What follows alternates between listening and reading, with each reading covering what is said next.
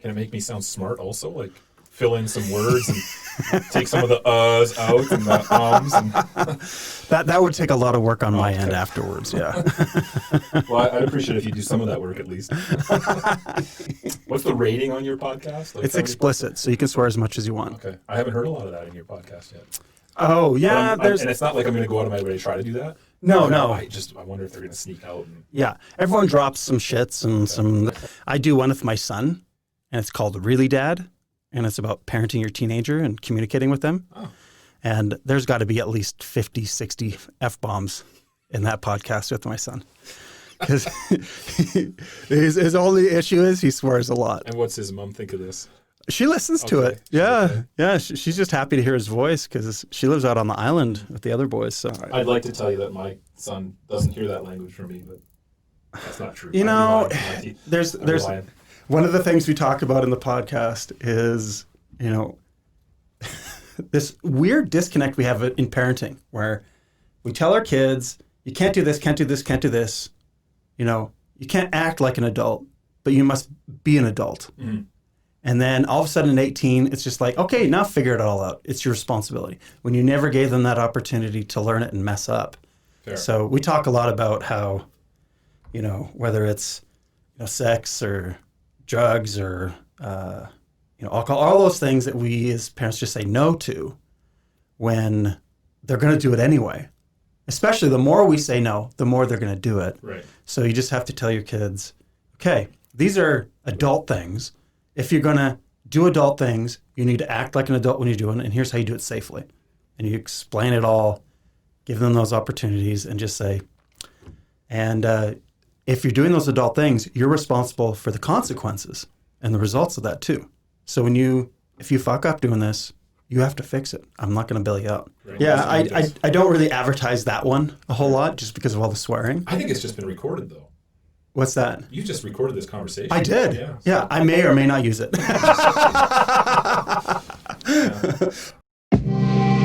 5 Elements of Letting Go, the podcast. Discussing mental health openly and freely, and learning tools and techniques to find peace.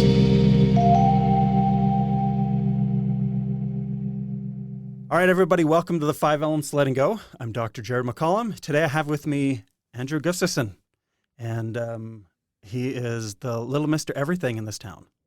Yeah, he runs Natural High, the gym up at the rec center. He's got the box. It's just what do we call it? It was Natural High CrossFit. CrossFit, Natural High CrossFit. Yeah. I don't know why CrossFit gyms are called boxes. I don't know where that came from. I should find that out. Well, I read that, you know, fire book or whatever, right? And the reason they call them boxes is because the first few that opened up were opened up in like industrial areas in like, you know, like those warehouse spaces or whatever, and they were shaped like a box. Oh, ours is. Yeah. It's very square. Yeah, and so that's kind of where the story. That's what they say in the book anyway. Okay, well, I'm done here because I've been educated. You've learned enough. Yeah. Out the door. Yeah. No, okay. So, yeah, and Andrew, he's been president. He just recently stepped down as president of the Sheep River Health Trust. I don't know if you still are as much, but in the past he's been highly involved in politics at the municipal level and at the provincial and federal level, just supporting candidates and stuff like that. And you and kids sport and on and on and on. Yeah. You're probably one of the most involved community members that I know here in town. I have been fairly involved. I'm less so now. Mm-hmm. If we're going to have a conversation about mental health, then we have to have a conversation about programming yourself. Yeah, and so I'm less so now. And I think the other part of the conversation that I'd love to talk about is that sort of matching of values to actions, and I feel like in my community involvement now, I'm much more matched. Yeah, I think I'm certainly happier in what I'm doing for community involvement now. I'm still involved in a few things, but less than I was. And I was never really involved in politics. I want to make sure that I throw that out there. As a candidate or anything like that. No, officially, but yeah, I was very interested, and I was very involved in conversations about it, and involvement with the Chamber of Commerce sort of made me a lobbyist in a lot of ways. And so, I was involved in a lot of conversations, but I was never a candidate. And I was close, like I talked about it. I thought about it. I always thought that was the trajectory for you because it almost looked like you were kind of laying that groundwork. And I knew there was the interest for it. Of course, I did. I was a candidate twice for stuff, and I came to the same conclusion that it's not for me. Yeah, and I'm not saying it's never for me, but it wasn't at that time when I really got honest with myself. It wasn't for me. And you said, it looked like I was laying that trajectory. I was never doing that purposely. It seemed like that's where it was going, though. Yeah. And as soon as then people started calling me on that, that's when I started being like, actually, yeah, that's no. Because that was I could talk about a couple of stories around that, but my first sort of experience with people sort of criticizing me for being involved in stuff and having really good intentions, and then sort of them seeing those intentions as something else. That bothered me, and that was another cause for me to sort of step back and say, whoa, there is going to be, there's no winning in this, right? So I really respect people that do it because there isn't a lot of winning. Yeah, exactly. And it would take a toll on people's families and whatnot as well. And my kids are young enough still that I don't want that on them. So I stepped away from involvement at that level very thankfully now. Yeah. How dare you get so involved in the community that, people expect you and respect you enough to think you'd run to really make changes. How dare you? Well, exactly. It seems silly, but that's how it is sometimes. Yeah. Anyways, I don't know if we have time, but there's a couple of specific stories on that. Go ahead. Tell them. That's not what we came here to talk about. But if we're talking about, how it affects you mentally, wellness, it did impact me. I'll give you one specific example. It just came across my Facebook memories actually maybe a week ago or something like that. Okay. I know it was 3 years ago. Now we got lots of time, right? Yeah. So my parents spent a lot of time in Mexico in a place called Manzanillo. Mm-hmm. There's an orphanage in Manzanillo, and there's a lady in their condo complex who is incredibly involved in this orphanage, and therefore my parents have now become quite involved in it, fundraising and just support in a number of ways. This orphanage is linked to a university, the University of Colima. It was a really crazy, impressive arts program. Dance, folk dance is a big part of it. The orphanage, which has a school, looks at other schools around the world and says, hey, what's the things that these schools are doing to get kids really involved in the school and the culture and off the streets and everything else? And what they look at is sports and arts. Mm-hmm. They don't have infrastructure where they are to have a sports program, but they do have infrastructure there to have an arts program. So they start an arts program, dance. Yeah. And it grows over the years to the point that they're traveling and they do these folk dance tours in other countries. So they've got orphanage kids experiencing the world, which it's just incredible. Yeah. Right? So a few years, maybe 5 years ago or something like that, my dad is involved in Olds, where he lives, where I grew up, in bringing this group of orphans from Mexico up on a tour of Alberta to do these folk dance performances. And I went and watched it, and I was blown away. Like, it is just something that I've never experienced before. These kids are so talented, and Mexican folk dance is pretty cool. Yeah. So it's neat. So anyways, that's that. A year and a half later, my dad calls me and says, hey, these kids are coming back again. We're looking for a couple of locations where we can put them. Would you be interested in using your Rotary contacts to see if we can bring these kids to Okotoks? Find a venue, find some billets, find some food.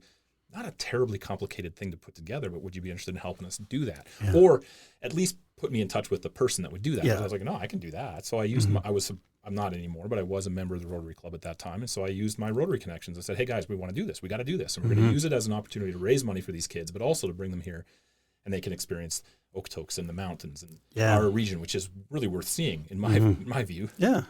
So I go through all this work, and not alone. There's a group of people within Rotary, but I did some work. We put together an amazing performance at the high school. They got a beautiful theater that they opened up for us. We had like 15 community members open up their homes to billets. We brought these kids up. They did their little tour. Denny's fed them. It was a really cool thing. It wasn't that complicated to put together. It just so happens that it was a week ago or so, the municipal election comes up every fourth year, a couple weeks from now. Mm-hmm. So I'm doing this thing, which I feel is just like a really cool thing to do for these orphan kids in Mexico, and providing a really cool arts and culture experience for those citizens here in Okotoks. That was my entire motivation for doing this. Yeah. But I got a lot of criticism online, and people to my face even saying, man, what a nice coincidence that this happens to be right when this municipal election is coming up. And man, look at all the things that you're doing to position yourself for a run for council, including this orphanage kids coming. And so why are people so cynical? I don't know, but it caused me to really pause for a second and be like, man, is that really why I'm doing this? And I don't think it was why I was doing that. I don't believe that's what was in my heart at the time. But there's some criticism with that. Yeah. And so at that point, I was like 100% convinced that I was running for a seat on council. There was some people that were saying, you got to run for mayor. I never had intentions of doing that, never. But council, I was like, yeah, I think I could be good at that. And I think I'm maybe positioned to have a good shot of winning. Mm-hmm. And so maybe that's something I should do. And I was really having those conversations. Mm-hmm. But then this is just one story of many that made me go, no. Because if I get on council, then I got to deal with those kind of people. Yeah. And sorry, but I don't want to do that.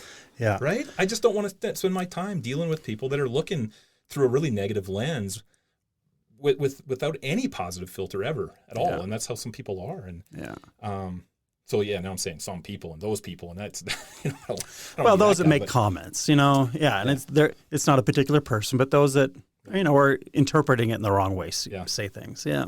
Anyway, so I've stepped away from that kind of stuff, and I've changed the way that I'm involved, and some of it purposely. Like I quit certain things with some intention of getting rid of some of that stuff out of my life.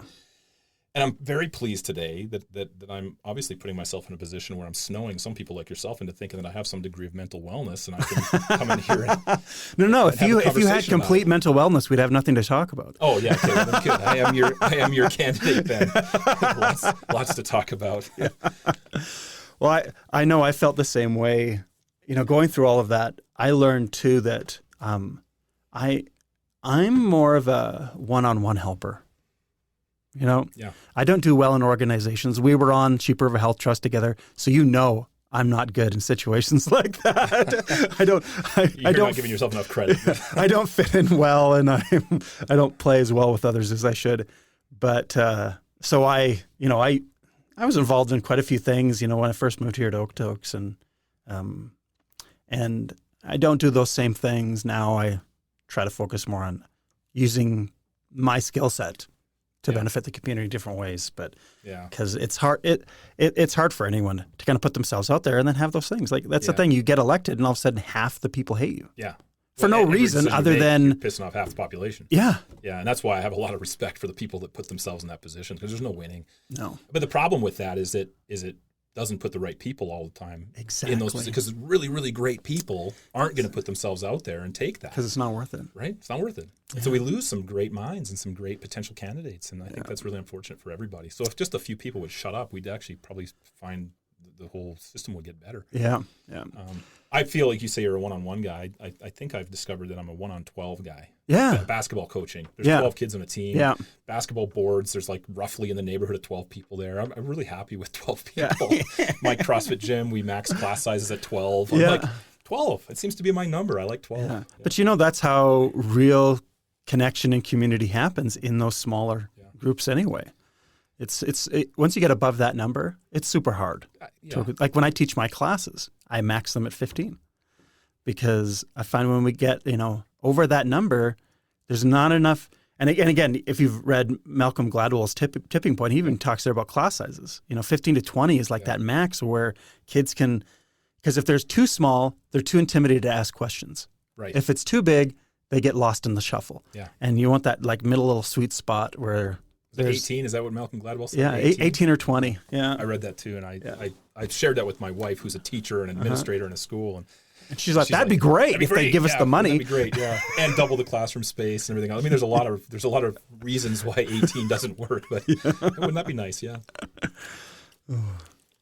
Well, again, one of the things I like to ask everyone, just kind of overview, is because I want to get everyone's kind of opinion and viewpoint on how they view mental health in the community and in general. Where do you think it's at? Because some people, they don't notice it and they didn't really notice it earlier in their lives, or now it's becoming something quite prevalent for them. How do you feel about that? Well, I mean, would it be even remotely helpful if I said I'm a mix of both very optimistic and at the same time really worried for the future? I think that's exactly how it always is. Yeah. So does that make me a little bit bipolar? I don't know. Talking about mental health, that's a big word. But let me say first off, what I'm talking about, I am in absolutely no way qualified to talk about clinical level mental health. Let's just make sure that's abundantly clear. And that's not what this is about. Because if your listeners are looking for advice on how to deal with clinical level stuff, like go to some other podcast today, because it's not me. no education, no experience other than my own. And I'm a reader, I'm an observer. Yeah. And so I might have some comments, but. Yeah. Well, our whole plan with this podcast was when we were originally thinking of the idea, I'm like, I can reach out to all the professionals I know and I can have them talk and give their stuff, but no one wants to be preached at. And some of that stuff isn't really helpful anyway. Yeah. And I thought we just need to have conversations about it. And, the things that some people do personally might actually work well for someone else. So we're not giving, medical advice or psychological advice on the podcast. It's just, we just want to hear people's stories. So if you were like, oh, that sounds like me, I'm not alone. Yeah. I can do the similar things that may help me. So that's what I'm looking for. Well, then let me tell you why I feel like I've got two minds of this. The first step to solving any problem is recognition that there's a problem, right? And I feel optimistic for the future when it comes to mental health and wellness because we're having this conversation. Yeah. I don't remember there being conversations like this a few years ago. No. Certainly not when I was a kid. When I was in high school, I lost a friend to suicide. There was no counseling. There was no conversation. It was swept under the rug. Looking back, I didn't realize at the time that there should have been a conversation about that, right? Yeah. And now those conversations are happening and people are a little more open. I don't think when I was younger, even 10 years ago, some of my close friends, I would have never said, man, I feel anxious about that. Yeah. Man, I feel nervous about that. Man, I'm not really happy about this part of my life. And I wouldn't have had a conversation I wouldn't have been vulnerable. And now I'm a little more free and open and capable of doing that because it's accepted. Yeah. My friends, maybe I've just got better friends now, but regardless, I feel more comfortable now having those conversations than I ever did before with the people who are closest to me, but also with people that are just on my periphery. It's not taboo to say that stuff. Yeah. It's not taboo for those people who are suffering from medical, clinical level depression, as an example. It's not taboo for them to say, I am taking an antidepressant medication. It's not secretive. And I think maybe at one point it was. Oh, yeah. And so I kind of look at that and say, okay, we've recognized the problem. Therefore, I feel optimistic that maybe there's a solution coming. Yeah. I feel really fearful for the future for the same time because I see a lot of the things that I believe are root causes of some of the distress that people feel as not being addressed. I don't feel like people are really looking at the causes of some of this stuff. Nutrition, sleep. Let's just put all that stuff into a lifestyle category, but also choices that we're making, relationships that we're building, relationships that we're not building, the online world and fake relationships that exist there, and all these sorts of things that I think the list is long. Yeah. So please don't just take this as the definitive list. The list is long, but there's a lot of things that I think lead to mental dishealth, and I don't see a lot of conversation happening about that stuff. Yeah. And so I'm worried a little bit because I do think that there are some things that we can do proactively in our own personal lifestyles and whatnot to hopefully mitigate against the development of a little bit further reaching mental health distress. I don't see people taking steps to do that as often as I'd like to see. Yeah, it's like I see it as we've got that conversation has improved considerably. We're actually putting it out there when there is trauma, especially with kids. We're doing something about it. Yeah. We're providing that counseling now. We're looking into those ways. It would be great if counseling was part of our healthcare. Yeah, because it would save us a lot of, financial and community issues if that was supported. But then at the same time, I think some of those bigger issues that aren't there's a great book by Johann Hari, and I'm trying to remember the title right now, but it's about the 7 aspects of our lives that aren't being dealt with, that are external to us, that affect our mental health more than just about anything. And they're things like connection in a community. Yeah. Do you feel like you have community and family and good close friends? Your job. Is your job meaningful? Is it one of those, jobs that don't really produce anything or doesn't go anywhere? You don't have any effect on the outcome, or you never see the end product, or whatever it is. There's a lot of jobs out there like this. And if you don't, because we used to have jobs where you'd start something and you'd finish it and you could see the progress and, the end result, and you did that, you made that, your father has a farm. My right? father-in-law, Yeah. Like you're always out there front. You see the result of your hard work. Yeah. And a lot of people don't. I see the results of his hard work. Yeah. I go help sometimes, but But there's all these things, within those aspects in our community that are systematically been siloed, put upon us, and we have no control over changing, how the economic system is set up, and some of the systems within our government and racism and, all those other things that we're recognizing and we're moving towards it. But of course, we always want things to move much faster. But like you said, from where we started, where if you even talked about mental health, you were put in a home. Yeah. Now we're actually getting supports. And that's why I'm encouraged. Mm-hmm. I couldn't agree with you more. And the whole thing about the job and having some control and stuff, we could nerd out for a while, talk about those Whitehall studies that were done in the UK, talking about stress and healthcare and the connection to people's feelings of control and their actual physical health outcomes. Yeah. It's amazing. And expound on that. Yeah. So I don't know if I'll have all the details of this exactly right, but I've read these studies a while ago, and they've been referenced in quite a few books that I've read. But so the Whitehall is the government area of London. So, Westminster Abbey's down there in Big Ben. And Downey Road, is that where the Prime Minister there lives? Mm-hmm. Whatever, that area, there's a whole big, huge block of offices and whatnot. That's the federal government. Where all the ministries are located. The federal government of the UK is known as Whitehall. And they did an interesting study looking at thousands, literally, of people working there. And the reason they found that to be an interesting subject or group of people to look at was because it doesn't matter what level of employment you have there, whether you're an entry-level person or a senior management type person, you don't have a big discrepancy in wages. They're government employees. Yeah. There's nobody there making $1 million a year, mm-hmm. right? They're all paid well. Yeah. None of them are paid incredibly well. They're all about the same. They all have a living wage at least. Exactly. Yeah. And so as a result of that, they all live in similar types of neighborhoods, and they all eat the same similar types of foods, and they all have the similar education. Similar educations, and so similar financial stress, similar health stress, similar, right? Yeah. So much consistency in every aspect of their lives, including their jobs and whatnot, right? Mm-hmm. The hours that they work and the commuting length of time and all those things, consistent. Yeah. But what they found is they started tracking sick days. So how many people are missing work and how many days are they missing work? And what sort of commonalities are there between the people that miss 20 days a year and the people that miss 100 days a year and the people that miss no days a year or whatever it happens to be? I don't know what the exact numbers were, right? Yeah. But they found the people that miss the most work are the people that are at the juniorest levels. Is juniorist the word?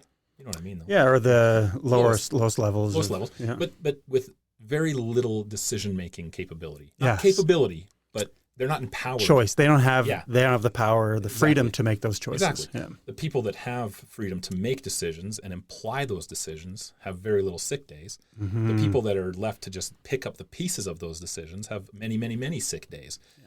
And they started looking at that and surveys and science, and they did what they did with that. And they come up to this conclusion that basically says, hey, one of the things that you can do to really improve your health is to be in charge of something.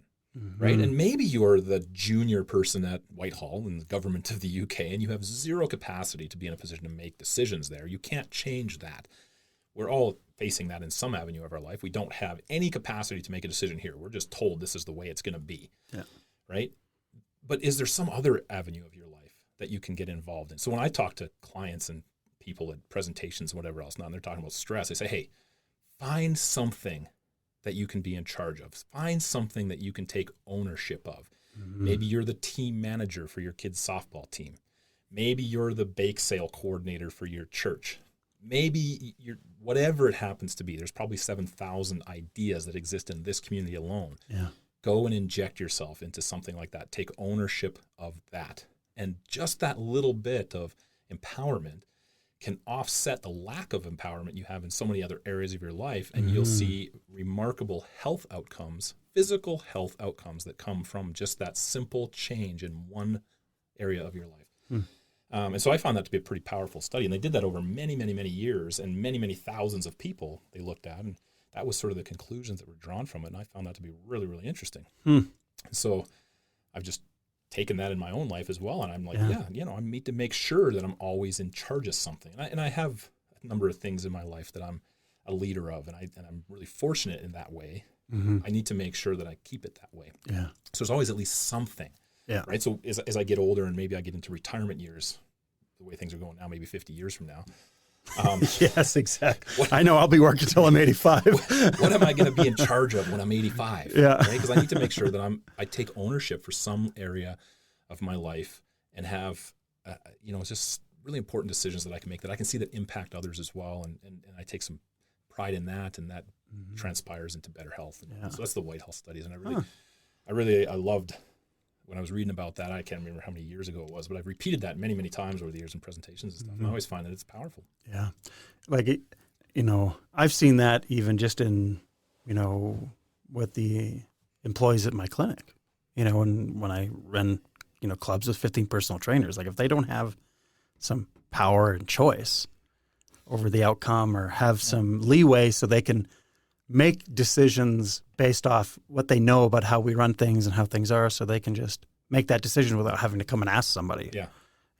Those small things makes a huge difference for an employee when they're like, and a customer. Yeah. How many times have you walked into a store, we have a simple question, they can't answer it because they're not empowered to answer a question. They have to go ask somebody. Yeah. It's annoying. Yeah. I wish that everybody was empowered, right, in every role in their lives, and we'd see outcomes in a positive way from that. Yeah. It's interesting, along this line, my dear friend Andy, who lives down in Texas, he's got several companies and offices throughout the U.S., and they were working with this consultant on trying to find more efficient ways to find the right people to fill the positions within their company, because they have like several. It's a homeowners management association company.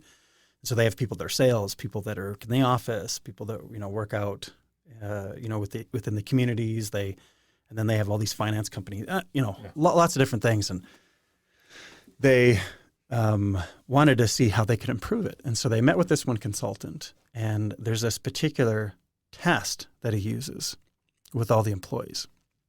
And so they started it with everyone they currently had, that everyone take the test. And first you take the test. And you answer the questions based off of how you feel about things personally, about yourself. And then you redo the test, and then you answer it based off your position within the company, how you would respond to these things or how you feel about these things in your job as your position. And then the computer kind of spits it all out, and it can tell if you're in the right job. For who you are. Yeah, do the actions that you take in your job align with your core values? And what you need to feel. So what they found is, like, recently they had someone that was just amazing in the office, and they had been there for so long and worked so hard. There's always that push that, okay, I have to give them a raise. I have to put them in another position now because they've been here so long. We always have this idea with our jobs that you have to move up. And they found this even with sales, that, when you promote the highest salesperson to management, things just always crumble because the Peter principle. Yeah, exactly. And so what he did is he noticed that this one person that they'd recently just weren't doing as well, and they weren't as happy, and they were a little depressed because they weren't able to, just didn't fit them, and they didn't want to admit it, and they felt bad, and and so they had found this with a lot of people. They were just in the wrong jobs. Yeah. And so he actually worked things with the incomes to set things up so people can stay in the job they're great at. I love that. I've heard that before. And the analogy was with McDonald's is what I've heard that with. And I loved it because it makes so much sense that take the person who's hired. I don't know what the lowest possible job is at McDonald's. I don't know what the hierarchy is. I did it. Let's pretend for a putting second. The burgers together. Okay, so that's the lowest thing you can do there. Yes, so pretty much. Okay, so you're hired to put the burgers together. Yeah. And you're amazing at it. Yeah. So eventually you get a promotion. Now you're the French fry guy. Yeah. If that's the or at the front. Some just don't do well at cash, right? So you go from burgers to French fries to Egg McMuffins to the bin. Whatever it is, you go through this hierarchy. You get through this progression. Then eventually you end up on the till. Because that's the pinnacle. Yeah. And you suck. Yeah. So what do? What does the management do? They fire you. Yeah. What they should do is demote you. Yeah. Because that's where you were best, you were happy, you were doing well, the company's succeeding. But you can't promote or you can't demote people, right? You can. And we should in cases. Yeah. But we don't. And so I've heard that called the Peter principle. I don't know why, but It's fascinating. Yeah. So it's interesting that you kind of brought up Yeah, something. it made a world of a difference for his company. And so now when they interview anyone, they have to take the test. Yeah. So you can see if they actually fit in the position. And so sometimes people have applied for other jobs and they're like, you know what?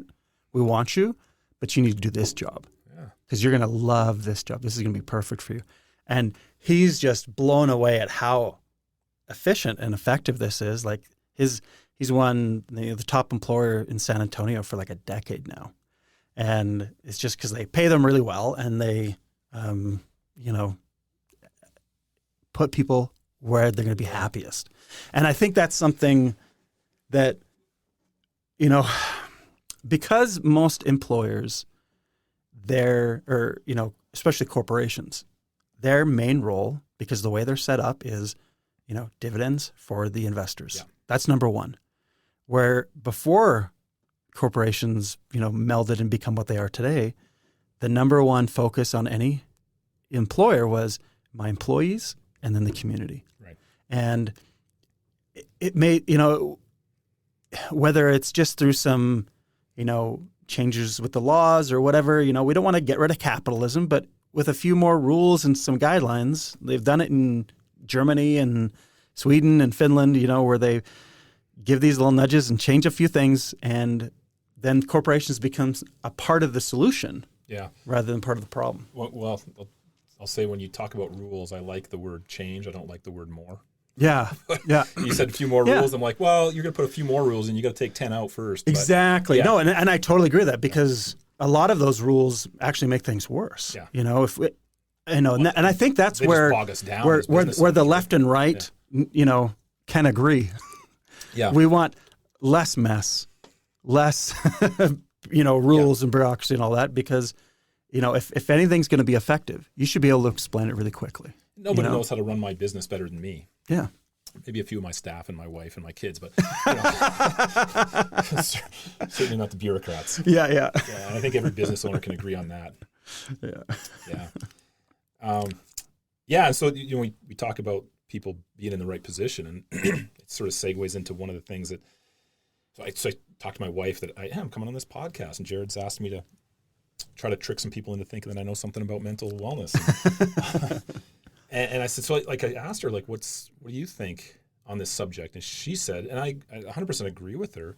She says, it's all about values, right? Are you living a life, and are your actions aligned with your values, much like the staff that you're talking about? Are your daily actions aligned with your core beliefs and where you need to be? And and I feel like that's one of those things that makes me a little bit worried for the future, because I just see a larger and larger growing divide and disconnect in people's lives between what they truly value and what their actions are. Yeah.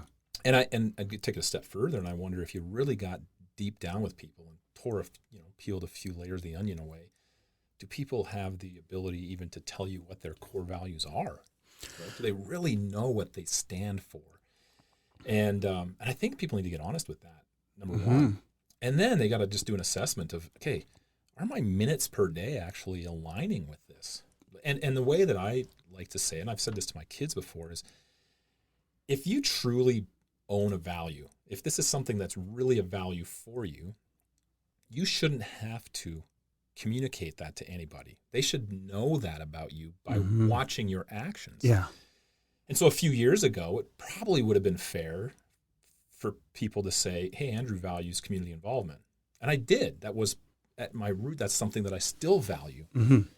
I hope that people could see that without me going out and saying, I value community involvement, right?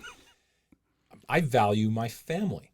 When people look at me and where I spend my time, do they see that? I hope they do, but I don't know if I listed out every single one of my real core values. Do people know that about me just by watching my movements through a day? And are my minutes and hours that I spend on a day or week or month really pushing towards those values? I think if I really get in line with those things, then my level of satisfaction with my life, my happiness, my relationships, I think everything will just start to really, really improve. And it's not easy. No. Because I'm I'm pulled in a lot of directions, and I'm distracted by a lot of things. Well, and we all are distracted, and that's part of the problem, right? It is. And I think that the first step, though, is to really sit down and let's clear away some of the clutter for 5 minutes and actually get honest with ourselves and say, okay, what is it that I actually value? Yeah. What are the, like, at the root, the things that I really can't go without, right? What do I want to be known for? What should be on my gravestone? And will people be able to see that based on my actions? And if not, where do I got to start making some changes in my life so that I can really live in alignment with those values? And I think that disconnect between values and actions is causing people a lot of distress. Yeah. And it might just be underlying and very, very small to start, but it grows in time. And I think it gets to the point where it's really hard to overcome. Well, like I'm sure your wife knows a lot about this or experienced this, but say 40 years ago when we were kids, when they asked us what we wanted to be when we grew up, what were the answers? Doctors, nurse, teacher, it was ice cream man, like whatever it is. Yeah, like, but they were, they were all very, very similar at that time. Now when they ask kids, what do you want to be when you grow up? And the number one answer is famous.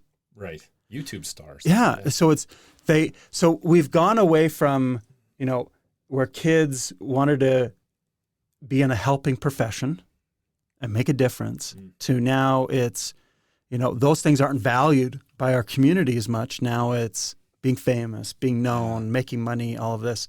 And, the one thing I've always said to my kids is, because I think there's two parts of finding that piece.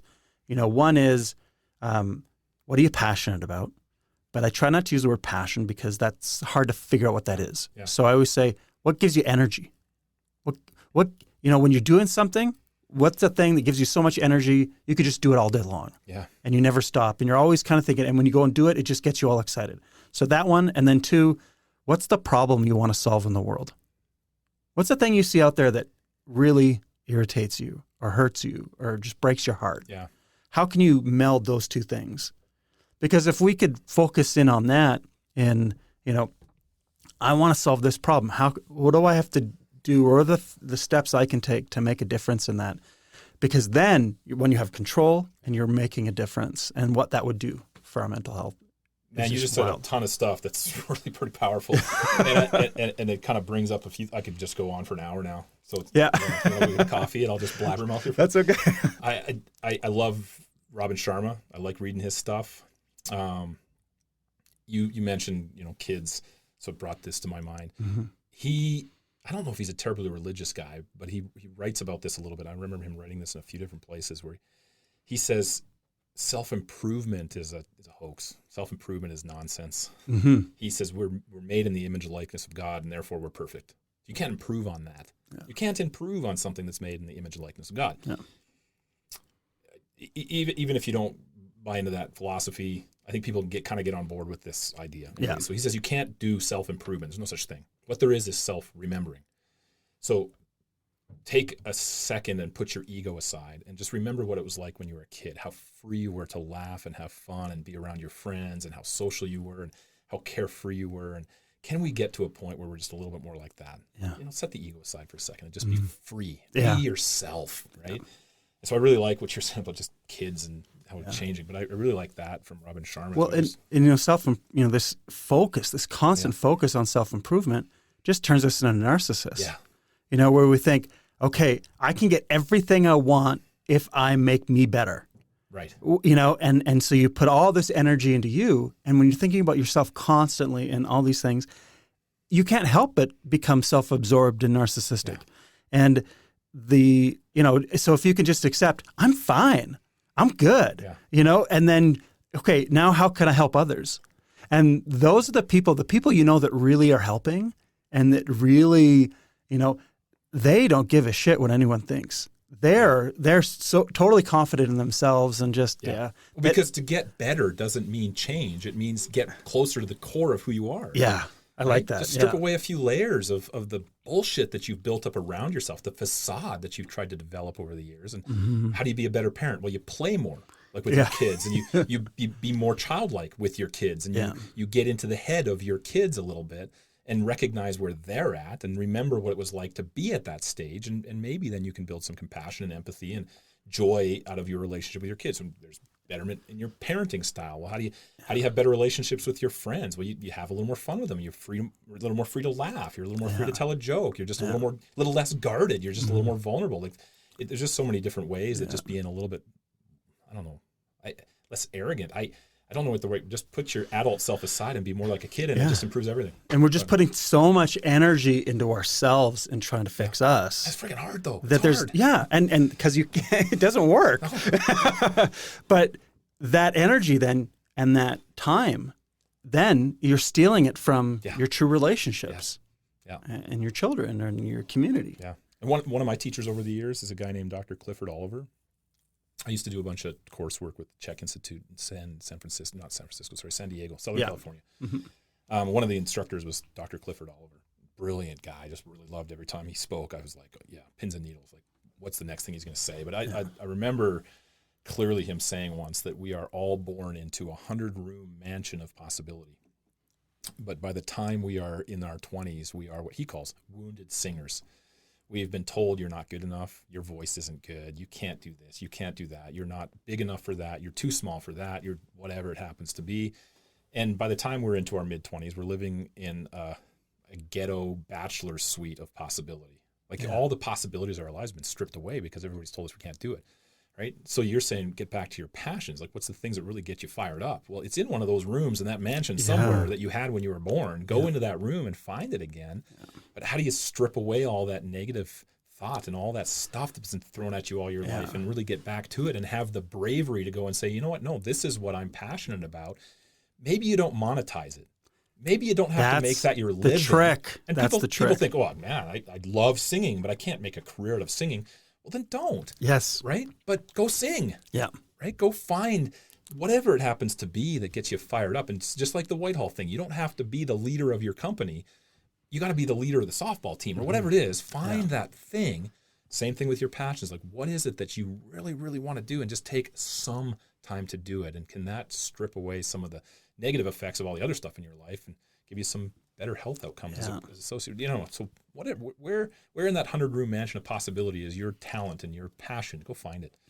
Yeah. Because they get to a point where like, I'm not amazing at this. I'm never going to be able to do it as a full-time job. So I'm never going to do it. I can't do it anymore. There's a lot of really bad singers that love singing. Yeah. Right? Yeah. But I remember my daughter used to sing a ton. She'd sing along with songs in the backseat of the car and whatever else. Yeah. And one of my sons would just, because kids are assholes every once in a while.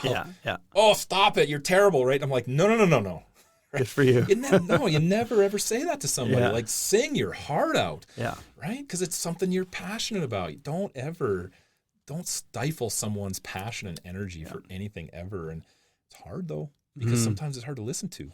Well, and, for instance, with music, how music is used has changed in our culture so much. Where most cultures, it's a community thing, and no one's a better singer than anyone. They all sing together, and it's this way to heal and connect the community. Whether that's, out in the East Coast where everyone sings and plays, or, some of the countries in Africa where they all sing, and they just sound amazing together as whole community singing.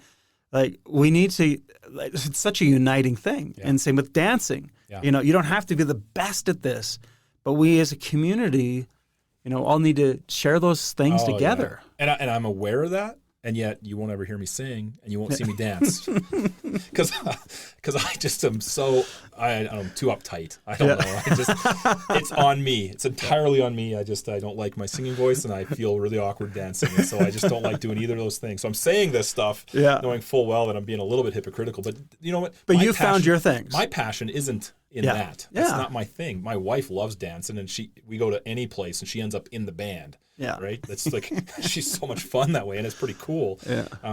But I'm the guy, the stuffy guy sitting with the old dudes in the corner over there complaining about how loud the music is. Yeah. But I love having great conversations with people. That's a little bit more my speed when it comes to socialization, small groups, great conversation. Yeah. And I found passions otherwise. I love the outdoors and I like working out, although although I don't get to do that as much as I'd like anymore. But those are things that are really important to me and passionate for me, more so than singing and dancing. But I love, even though I can't sing and I can't dance, I love music. Yeah. And I use music. It's my relaxation. There's great bands. There's so much. Apple Music has changed my life. Yes. I'm sure there's other mediums too that just happens to be mine. Mm-hmm.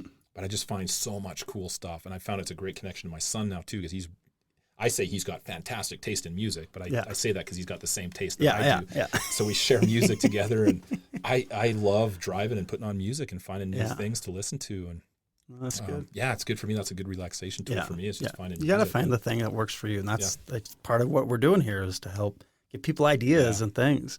Yeah. So I don't know if you want to share any of this, but what like throughout your life, have you had any struggles emotionally, and what have you done to help yourself find balance? I think we've all had struggles, right? I don't know if mine are grandiose enough to bother talking about. I think I've had it pretty easy, and I'll be honest to say that. Loving, generous, kind parents, loving, generous, kind in-laws, fantastic wife and family and great community and great friends, and I haven't had a lot of real struggles.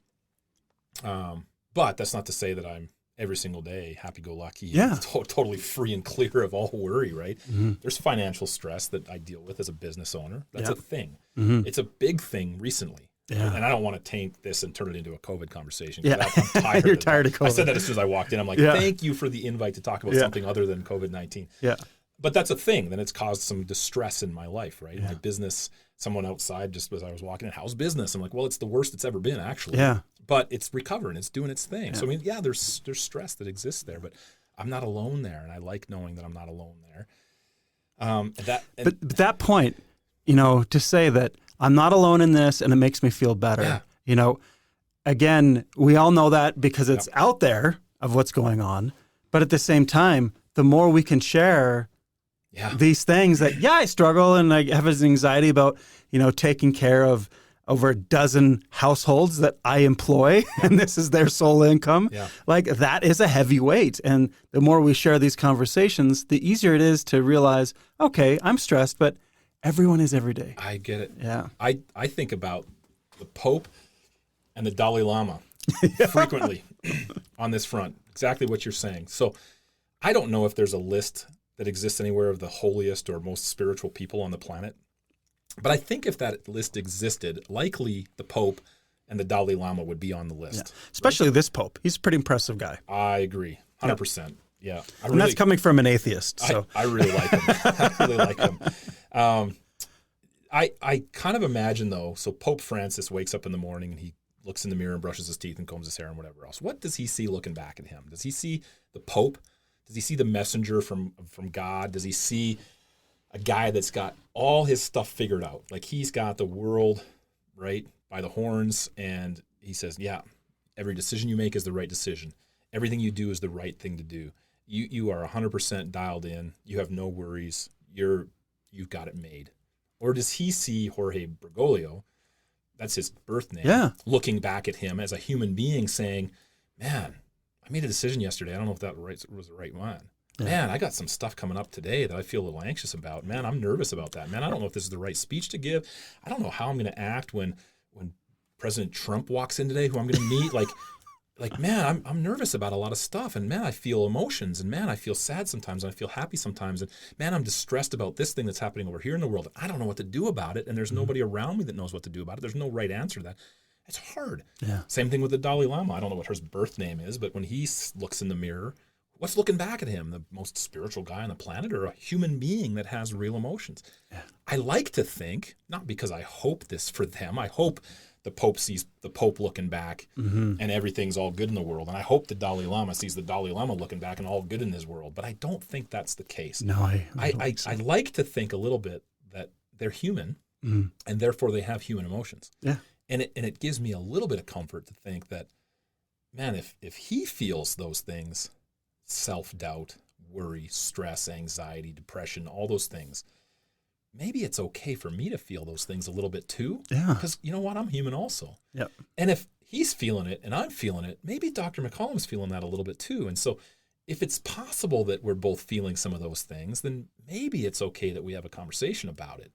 And maybe it's an uncomfortable conversation to start with, but maybe just initiating it to start stripping away some of those layers, that facade that I talked about, and maybe we can make a more meaningful and impactful investment in our lives together, and we can walk this path as a community and as a group, knowing full well that we're all on the same path, or at least hopefully we all are. So anyways, it brings me some comfort to think about the Pope in a human light, or the Dalai Lama in a human light, as opposed to this sort of, wow, really far out there type of deity almost. And I'm impressed with him because he's not selling that he is perfect and that he's a deity. You know, I agree. He's trying his absolute best to try to, you know, because again, if you want to inspire people that, you know, I think when you put people too high, they can't help you, you know, and if you get down too much to someone's level or get too low, you can't help them out. So you can only be an arm length ahead of anyone to ever help them. And when people are that far ahead, they're so intimidated and so overwhelmed by who you're portraying, you know, this image, that you can't really help people. The office, not the person. Yes. I was impressed with him on day one when he refused the red slippers, number one, and then he refused the is it papal apartments? Papal, yeah. He lived in sort of a regular apartment with the rest of the he wouldn't wear all the jewels and had the throne changed or whatever, and you know, those are all good steps. I agree. Yeah. I agree. You know, I was born and raised Catholic, and I'm still a practicing Catholic, and I'm not afraid to say that, even though there's been some controversy in the Catholic Church over the years, right? But if we're going to have a conversation about mental health and some of the things that I do in my life, which is the question you asked me about 10 minutes ago before I sidetracked it. That's okay. But that's important to me. My community of people is important to me. My friends, my social network, and I have a couple of different circles of friends and social networks. My job, my volunteer life, my basketball life, but my church is a part of that too. And I feel a lot of comfort going for an hour, whatever it happens to be, weekly, and some other little things that we do as a part of a church community. But I like being around those people who are admittedly struggling as well and working in a conscious way to get a little closer to godliness, if you will. And that's not necessarily the ultimate goal, but just looking at Jesus and saying, man, there's a guy that really made a difference. There's a guy that is worth emulating. And if I can just emulate a little bit of that in my life, that's sort of cliche, what would Jesus do? Maybe there's some value in that, right? I really do, on a daily basis, think through things with that filter a little bit. The filter from the Rotary Club is this good for all concerned? Right? Is this something that would make Jesus proud of me? Those are filters that I make decisions based on, and I try to anyways. It's not always easy. Will this make a difference? And if I can say no, this is a self-serving goal, or this is a goal that's just going to accomplish nothing for anybody ever, then what's the point of doing it? I have to be self-serving a little bit. I got to pay my mortgage. Right? But can I help some people in the process of it? If there's two ways of going about it, this way I pay my mortgage and I help someone. This way I pay my mortgage, and that's it. Well, I'm going to go through day. Right? I think some of those values and those ethical decision-making processes that I go through in my mind, I can blame on Catholicism. And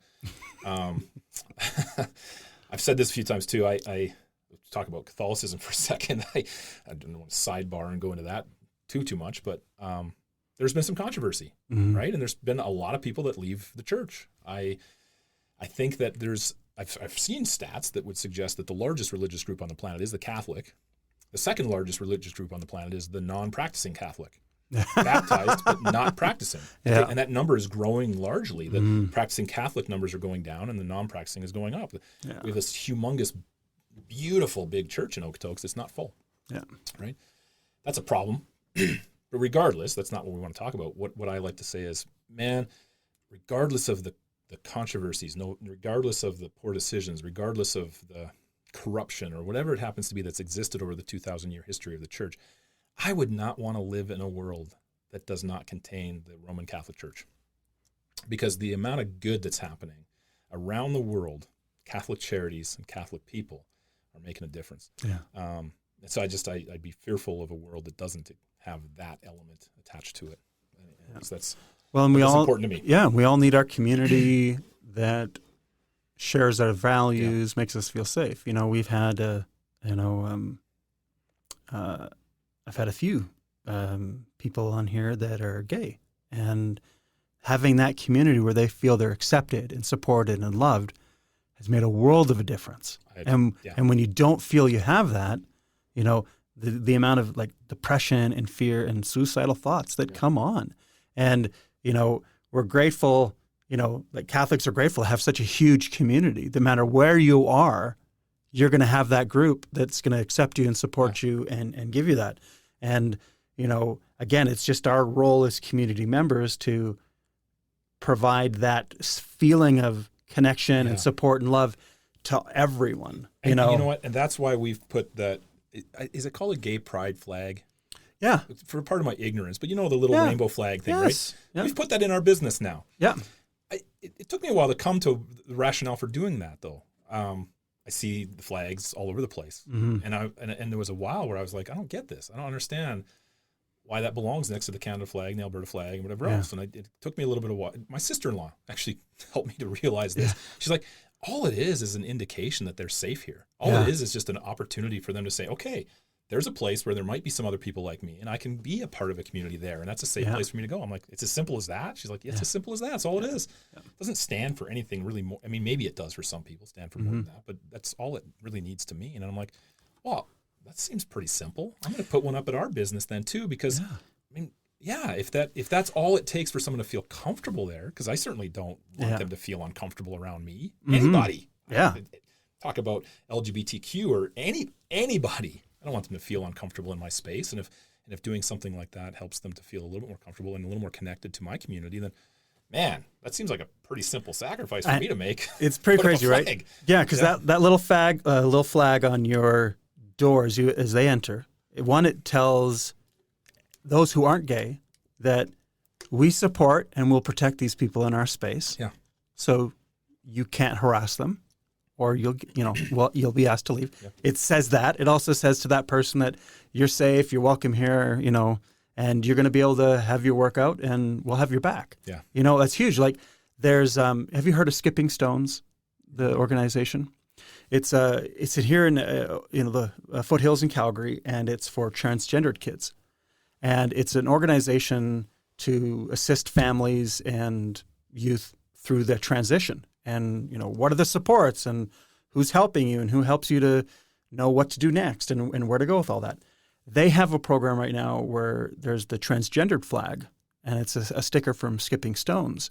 And to get one on your door, the businesses have to go through a training seminar with Skipping Stones. That's interesting. And I see that just talks to my ignorance in this whole realm, because I didn't know that. Never heard of that. I didn't know that was a thing. I didn't know they had a flag. And it's to kind of teach these organizations. And I looked at the list who's on it. TELUS, Royal Bank, like some huge companies have all been through these trainings already. And it helps them to understand how to ask for pronouns. What are your pronouns that work for you? And using gender, neutral pronouns in a lot of their correspondence and emails and stuff like that, just so, and not to use dead names. And dead names is a term for their previous name. Okay. Because when you use their previous name, it's almost mocking who they are now. You're not who you are now. You are who you were. And so there's these 10 things that they train and teach businesses on, so that they can be that inclusive and supportive and make these people feel safe. The last 30 seconds has made it abundantly clear that I need to learn more. Yeah, but it's wild how, again, we're moving. And again, the world looks scary out there, people, but there's so many progressive, amazing things that are happening where we're trying as a community to make everyone feel more loved and supported. Yeah. And, I'll admit myself, I knew nothing about transgendered people, even 5-6 years ago. And my mindset was not in a good place on it because I didn't understand it. Yeah. But, I have 2 gay sons now. My best friend's gay. I'm surrounded by these people that are educating me and helping me understand. Yeah. And the discussions I've had and the things that I've learned just put me in a different position where, it's not about them putting them up and making them feel special. It's just doing the bare minimum to make them feel safe and included. Yeah.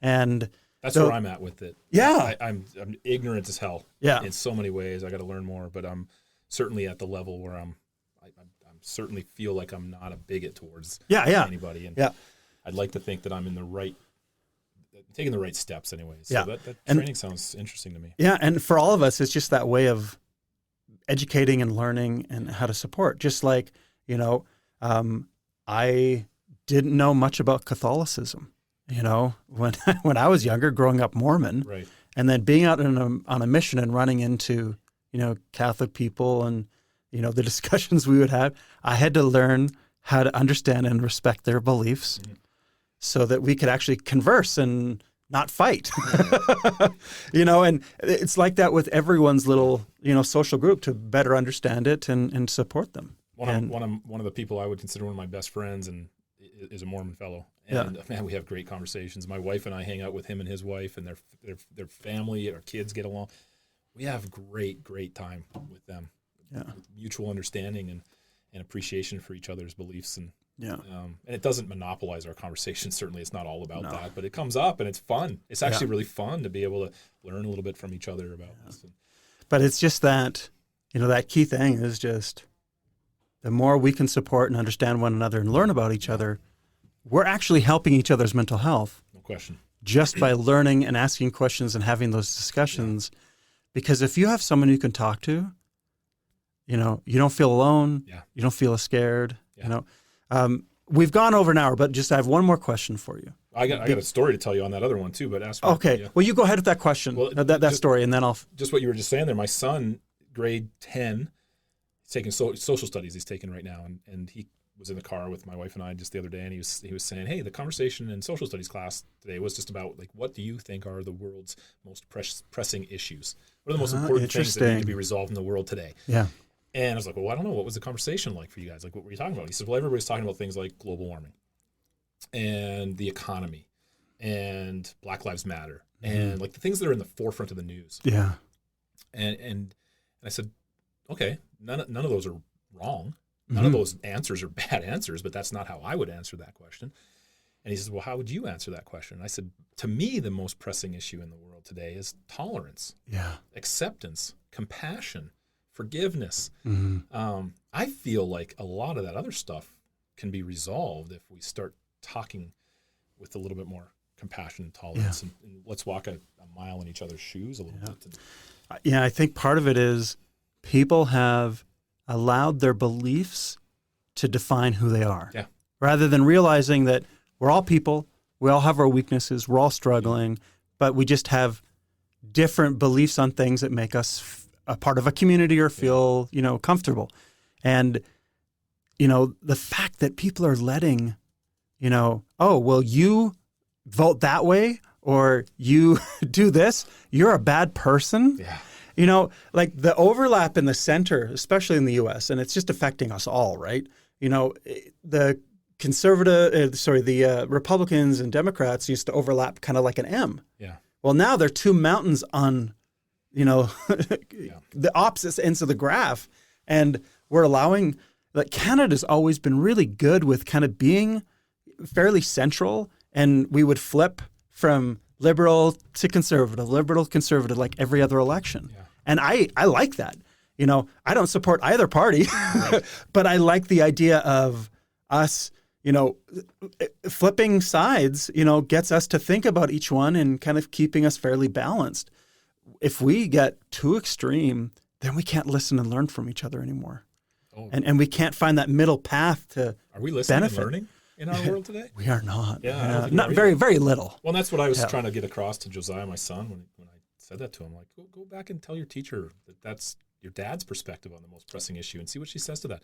I don't know if he did that. I'm sure he didn't. He's in grade 10. He's first year in a school and he's shy, so I'm sure he didn't do that. But I'd be curious. And he goes to a Catholic school, so I would think that conversation would be one that would be welcomed there anyways. I know it would be welcomed there. I know the teachers. I know the administration.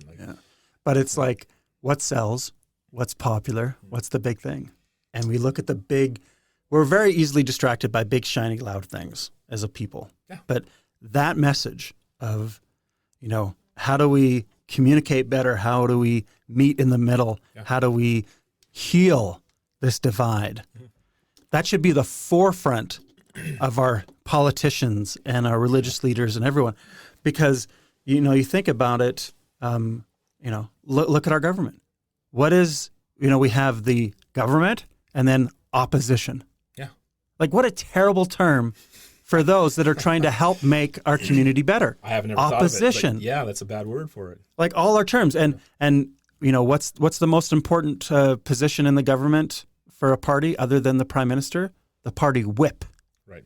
Who's whipping all those backbenchers to do exactly what the prime minister wants. Yeah. Like, we have terms built into our political system that give us the wrong idea of how things should be run. And we need to let go of those things and change it. And of course, you and I have had discussions on politics a lot about we're supposed to be talking about mental health. We'd like to politics. It always goes back to that for us, doesn't it? But it's a huge issue. It is. I think it really affects because I love your statement because that is the number one issue. Yeah. And you're spot on, and I love it. I believe I am, but I believe I'm right about a lot of things. I've been proven wrong a few times in my life. Yeah. But that could solve so many issues. Yeah. Because if we can get to that place, we can really make some change. I agree. Yeah. And I think that there's actual right-wing agenda things that can be impacted by that too, like the economy. I think it's far-reaching. Yeah. So my last question for you is, the thing we've gotten out of this are 2 points that I think are really important. That we need to fix that and heal that divide in our community and, within, the world in general. Yeah. But you've talked a lot about, finding your values and living your values.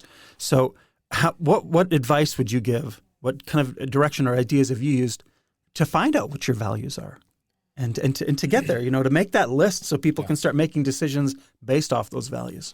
I think you have to shut the noise out a little bit. I find that there's been times in my life when I've been incredibly busy. Almost to the point where I was wearing busyness as a badge of honor. I got to that point where I was like, I'm proud of myself because of how busy I am. Yeah. But when I take a step back though, and put some quiet time into my life, that quiet time can just be sitting, being contemplative. It could be on a commute. It could be meditative. I mean, there's different ways that people can find some quiet. But if you just take a step back and just look at your life and reflect a little bit, I think then you can start to really get honest with yourself about what are your values, and then begin at home, right? Like we're talking about relationships and building a better community for yourself. Well, begin in your home, build that solid family foundation.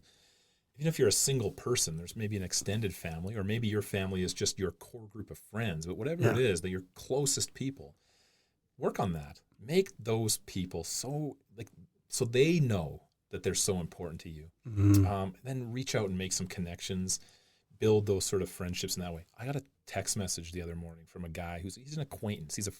I would call him a friend for sure, but he's not a guy that I spend a lot of time with. When we get together, it's fun, it's jovial, it's easy, but I mean, he's not my best friend. He sent me a text message the other, just, hey Andrew, I was thinking about you. Hope you have a fantastic day. That was it. I was like, man, that guy put Facebook down for long enough to actually make a personal connection with me. And that's what I'm kind of thinking about too, is how much time do we waste on things like Facebook with all these 700 sort of peripheral relationships, if you even want to call them that. It's probably too strong a word for it. Why don't you put that down and make a phone call? Hey, haven't spoken to you in a while. Just wanted to reach out, say hi. Yeah. Right? I made a point of trying to do that throughout COVID, right? When we're sort of isolated a little bit. That's good. On a daily basis, phone somebody. Hey, I have no agenda for calling you. I just wanted to see what's up. How are you doing? Like, how's your health and how's your relationships and how's your, I would actually ask those kind of questions, and it was powerful. It meant something. Awesome. And then take the time to just kind of dig into those kind of social circles. I coach at the CrossFit gym, the 10:15 a.m. class every day. It's a tight group of people. They're awesome. They're fun. They're funny. They're energetic. they hang out a lot after class. And when I'm not rushed to get out, like today, I had some time to spare. So I spent maybe 15 minutes just kind of hanging out with them. Man, was that uplifting. I laughed harder in those 15 minutes than I have in weeks. And it empowered me. It made me alive. And man, I got to go out of my way to find more of those opportunities. That's important. But I mean, back to your question. Yeah. Strip away the noise. Yeah. Sit and be quiet for a little while. And I think that's something that people don't do nearly often enough. Yeah. I think we're just too cluttered. I think the Buddhists call it monkey mind. Yeah. You got to sit back and you got to shut the monkey up a little bit, and you got to just let yourself relax. I took a meditation course once from a group of nuns at the convent, the Fellowship of Christ Jesus Convent. It's in downtown Calgary. A bunch of nuns were teaching a meditation course. And I'm like, that's interesting, because meditation to me kind of seems like an Eastern thing, but here's the Catholics talking about meditation. So how's this? Prayer and pondering is meditation. Yeah. Well, that's exactly right. But I wasn't at that point where I could understand that at that time. But they sort of said, hey, prayer is an opportunity for you to speak. Meditation is an opportunity for you to listen, right? And again, I don't know that you have to go so far as to meditate to kind of find some of these answers, although I would absolutely push the meditation agenda on people. I do that myself. I engage in active meditations as well as just quiet sitting meditations. And I find them very, very powerful, but just quiet time. I think it's good. And the more quiet time I take, the more I can really get in touch with what my true core values are, what my true core feelings on certain topics are. And then it's just a matter of me being brave enough to act on them. Yeah. Being brave enough to be vulnerable and be brave enough to put myself in situations where I can really live that. And then strip away and get rid of some of the other stuff that's in the way of it. And I've made efforts over the last few years to do that for myself, and it's been regenerating and really, really good for me. Wow. I'm not in a perfect place. Yeah. You know, I don't have all my shit together entirely every single day, but I'm making steps in that direction, I think, every day. And I'm happy that I've got a good support network around me. I'm happy that I'm in a place now where I can have a conversation like this and be okay with people listening to me saying, hey, I'm not perfect. Yeah. And hey, I got fears and anxieties, and it's okay for people to recognize that I have that. But like you said earlier, you are perfect. Oh, yes. It's just getting reconnected with who you are and loving who you are. And Thank meditation. You for throwing that back in my face. My words. But I know what you're saying. You're trying to say, I don't have it all figured out. Yeah. But you as an individual are. Yeah.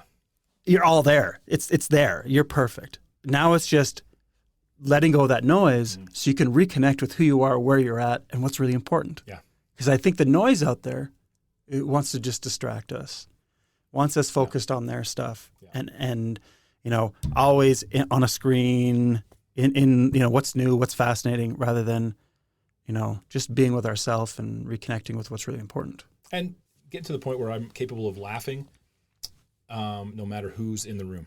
Yeah. You know what I mean by that? You go to a comedy club and something's really, really funny.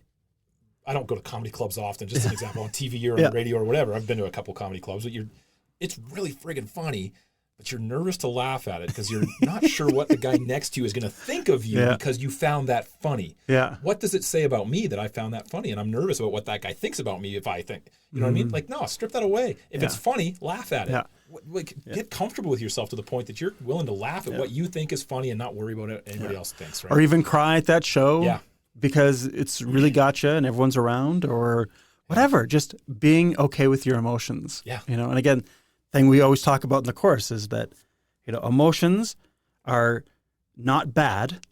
They are signals of perceived imbalance. Okay. So when you feel angry, you're not an angry person. It's not a bad thing. It's just telling you right now, you perceive this situation as unfair. Yeah. What are you going to do about it? You say anger. I have a good friend who reminds me often when I'm on a rant, like, this is pissing me off, right? Yeah. He'll remind me, every opportunity to develop anger or frustration is also an opportunity to develop patience and compassion. Yeah. I'm like, yes, thank you. Yes, good reminder. But at the same time, every great moment of social change was fueled by anger. Yeah. Because you take that anger, and rather than just getting angry, you use it as self-assertion and nonviolence to make change in the world.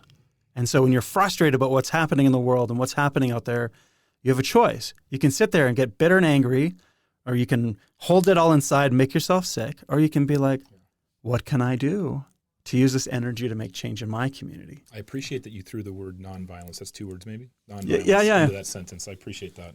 Yeah, because that's important, and I think it's a necessary addition to that sentence. Well, and there's times, where, there's going to be a mess here and there, but if you look back at every great moment of social change, whether it was Gandhi or the suffragettes or, getting the right to vote or, there's times where, because people are so scared, I think the majority of people are trying to make change in nonviolent ways.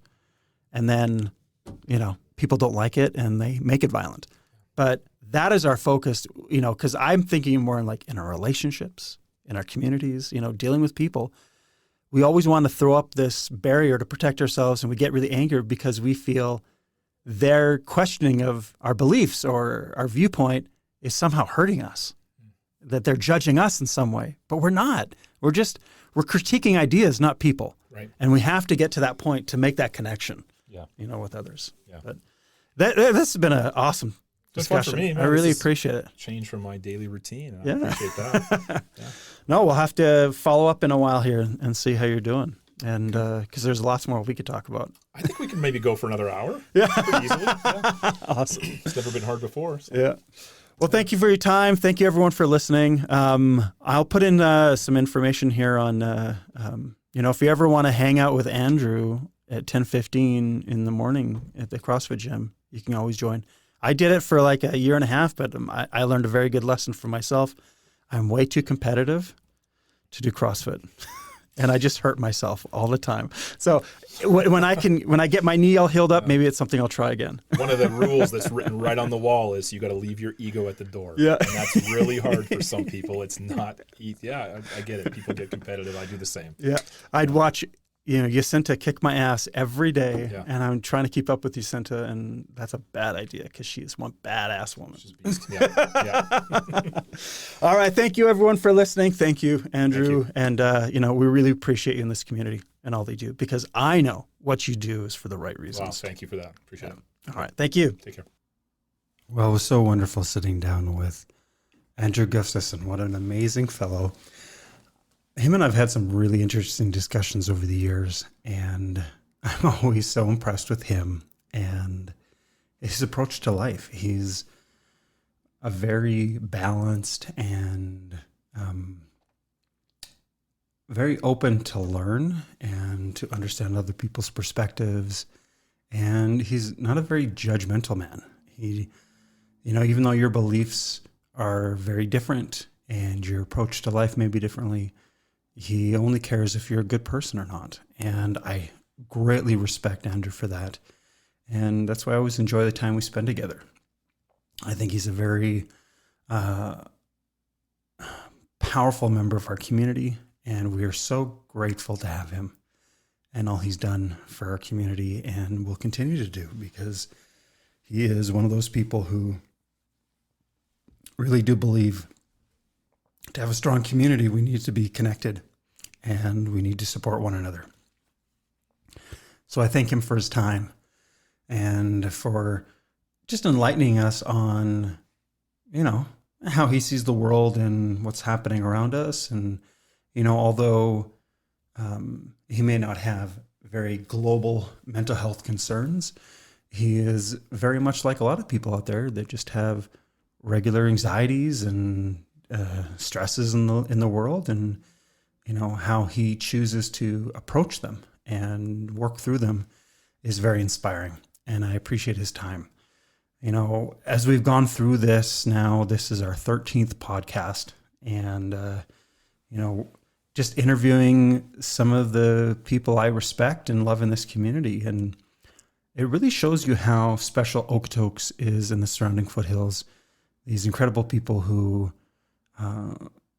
although we may all have our own struggles, we all get through it and support one another, and just how strong we really are. And I think the things particularly that Andrew and I talked about tonight will, hope to support our community and show one another that we can listen better and, work through our things. even though our beliefs may be different, it's how we are as, individuals and how we can be a better collective that is more important than our beliefs, more important than where you go to church or who you vote for, or anything like that. The community and our tribe and connection and supporting one another is far more important than who you vote for. And I'm grateful that he is an example for that. And I hope we can all learn from what he shared with us today and this wonderful discussion. Thank you again, everyone, for listening and for being a part of our community. I ask, if you have time, if you have been listening to this regularly, to take time to review the podcast on your favorite listening site, whether that's Apple or Amazon or Spotify or whatever, and help spread the word. I think these conversations could really benefit our community, and I'm really enjoying the time I spend doing this. So thanks for listening and being a part of the 5 Elements Letting Go. And I hope we can have a healthier and happier community together as we support and love one another. Thanks, everyone. Have a great day.